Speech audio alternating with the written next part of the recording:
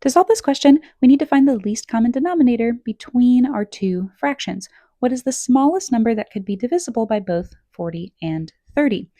In this case, if you're ever trying to find a common denominator between two tens, you can think about them without their zeros. What is the least common denominator between 4 and 3? Well, that would be 12. And then you can add the zero back on. So the least common denominator between 40 and 30 is 120.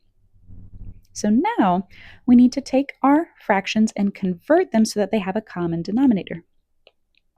What can we multiply 40 by to get 120? That would be 3.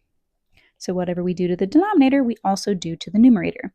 And then down here, what could we multiply to 30 to get 120? That would be 4. And whatever we do to the denominator, we also must do to the numerator. So our numerator up here is going to be 16 times 3. 3 times 6 is 18, carry the 1. 3 times 1 is 3, plus 1 is 4. So we'll have 48 over 120. And then 7 times 4 will give us 28 over 120. So now we can rewrite our subtraction problem. 48 minus 28, both over 120, would be the same thing as 48 minus 28 over the shared denominator of 120.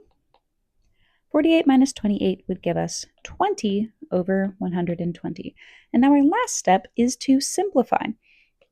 The two things we can do to simplify is we can factor out the greatest common factor of 10 or cross out our zeros and have them cancel each other out.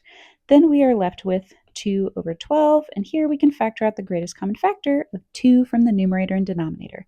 2 divided by 2 will give us 1, and 12 divided by 2 will give us 6, making answer choice A, 1/6, our correct answer.